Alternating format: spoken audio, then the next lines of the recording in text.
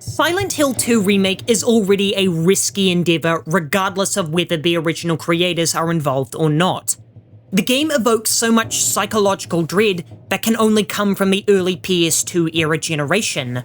The stilted voice acting, the grainy graphics and rudimentary textures all add a sense of detachment to the game, which so wonderfully ties together with the story. So retelling that story with the premiere style expected of AAA studios is a risky venture. Silent Hill 2 feels like such a personal and subtle game that doesn't lend itself to the pristine graphics and performances of the modern age. Because so much of Silent Hill 2 is about what you don't see and have to intuit on your own. So the current style of spectacle and eye-melting graphics just doesn't gel with such an intimate game. And that's only Silent Hill 2 Remake as a concept. When you announce that Bloober Team is the developer, that's a death sentence. A studio whose horror games utterly failed at handling sensitive topics and subversive storytelling that were the keys to Silent Hill 2's success. Then they released a trailer focusing on the combat, which shows a complete misunderstanding of the game and shows that they thought they were capitalizing on the success of the Resident Evil remakes. With the final nail in the coffin being that Konami hasn't released a major AAA game in years, and this was almost certainly going to be a failure. And then the game released and it was phenomenal. The narrative and themes maintained the deft touch that the original had, whilst the presentation had been updated to an absurd degree. Many lines from the remake script were verbatim from the original, and most bewildering of all, the voice actors were able to emulate that misty performance of the original while infusing genuine emotion into the characters. The game had the gorgeous modern visuals, yet that only added to the oppressive atmosphere by using lighting techniques and adding disturbing details to the environment. It wasn't without its flaws. For example, I still believe the original is the better overall experience due to the fixed camera and making the player feel like the town is silently observing James's descent. But the remake is a more than worthy substitute and essential playing for any fan of the PS2 game.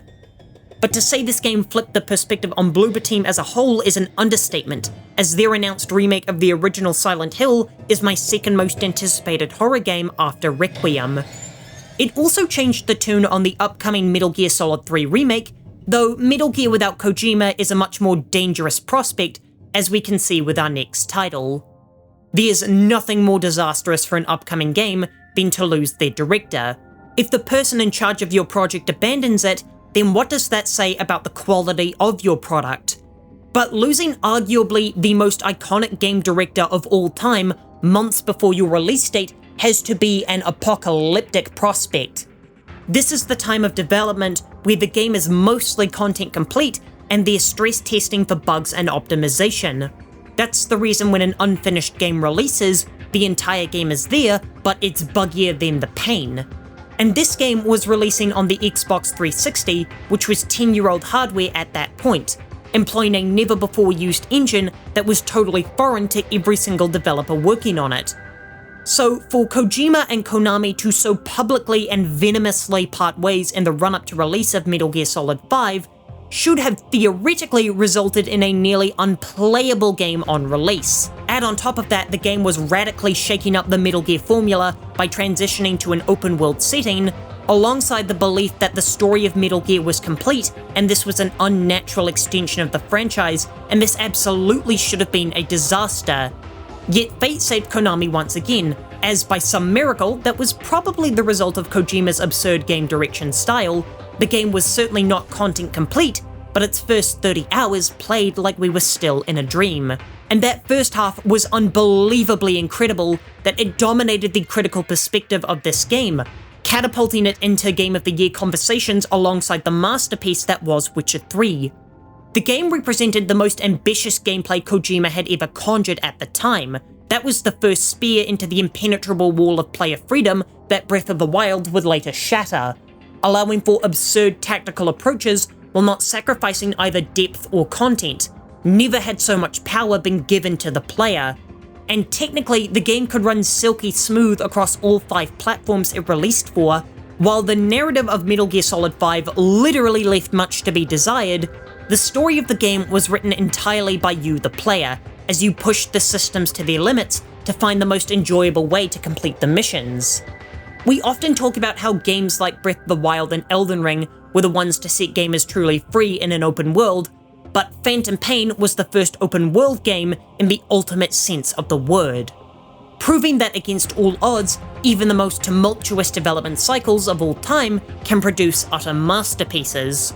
But if we're going to talk about Kojima-less Metal Gear defying expectations, then there's one title we need to talk about.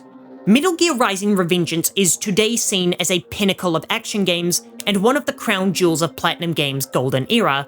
Although golden era implies this was a bad time for Platinum, so let's call it their diamond era. Hot off the success of Bayonetta and Vanquish, they were given the reins to the Metal Gear spin-off that Kojima himself couldn't handle. Citing that he couldn't nail down the game's core, Kojima walked away from the project as he couldn't figure out how to implement Raiden's sword into the stealthy genre his initial concept was going for. To say Platinum took this title in a different direction is an understatement. They completely reinvented and molded the title into the ultra-flashy style of games that made them icons. Now, fans were displeased with this new direction, despite how positively the game is looked upon now, and to be fair, on paper, this sounds like a terrible idea. This stealth game that the director couldn't save is being given to a third-party studio and is in a completely new genre that's the antithesis of stealth. This is like if Capcom gave the Resident Evil license to Marvelous in order to make a farming sim. What's more is that it was a Metal Gear game not written by Kojima, and boy does it show. Metal Gear is stupid, gloriously stupid in fact, but there's always been a deeply tragic and personal core to the story that really made it connect with players, even through all of the wackiness. While there are certainly many film homages in Metal Gear Solid, be careful never to cross into the line of parody. Revengeance is a game written, performed, and directed by utter lunatics who will take every opportunity to make something the most explodey, zany, and awesomest it's universally possible to be. This is not a tone shift, this is a tonal tectonic rupture. So at the time, fans were against the title as it completely abandoned the grounded storytelling and tone that had made Metal Gear the masterpiece franchise it is.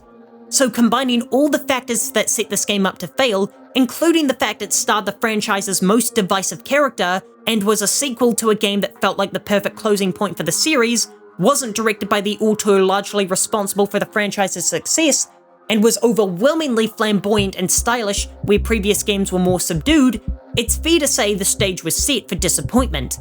Yet for the first time in this video, that sentiment didn't go away at the game's launch. Rising received soft review scores compared to the rest of the series, and the purist mindset won out that this game wasn't Metal Gear, but some bizarre spin-off that wasn't essential plain. It wasn't the dumpster fire everyone expected, but was instead seen as merely serviceable despite the number of innovations it made with the Zandatsu slow-mo system. It wouldn't be until nearly a full decade later that the true beauty of Metal Gear Rising: Revengeance would be appreciated. Thanks in large part to its eerily prophetic antagonist that retroactively went from absurd political satire to less absurd political satire. The zaniness of the title blended beautifully with social media and memes, creating a renaissance of interest in the title and caused many YouTubers to re-examine it through a modern lens. In doing so, fans came to adore the hyper-stylized action and the immortal soundtrack, and realized just how ahead of its time this game was. Now, while the poor pre-release perception of all these titles can be blamed on Konami to some capacity, this last one is truly the fault of the fans. Symphony of the Night is today regarded as an all-time masterpiece of game design that helped codify one of gaming's most celebrated genres. But back in the late 90s, the reception to this game was chilly to say the least. You see, the PS1 and N64 were all the rage, and games were exploring the burgeoning new era of 3D entertainment. Now, I wasn't alive to experience it, but I imagine it was similar to what live service games did to traditional online multiplayer. One game was wildly successful beyond belief, and suddenly every single publisher decided this was the new mainstream and completely abandoned the old way of doing things. I will now wash my mouth out for comparing Mario 64 to Fortnite.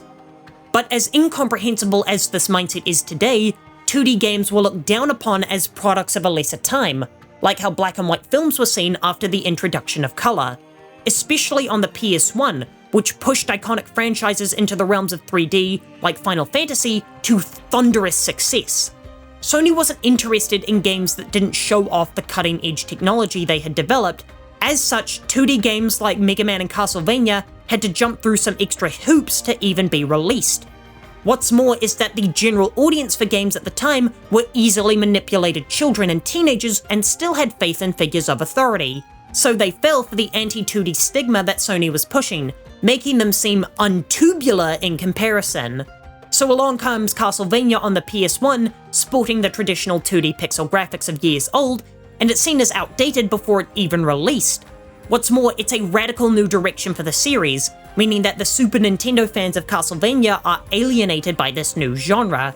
Receiving little marketing from either Sony or Konami, Symphony of the Night launched as a commercial failure that went largely overlooked by the PS1 audience. Of course, what you must understand is that these people were stupid. Symphony of the Night is an artistic and mechanical masterpiece that not only went on to establish a genre that persists to this day, but its atmospheric environment went on to inspire Dark Souls and define the Souls-like genre, which is one of the most dominant genre of games in the modern age, cementing Castlevania Symphony of the Night as one of the most influential games of all time. For more essays, here's one depicting the various examples of the Chosen One in games, and consider subscribing for more longer essays.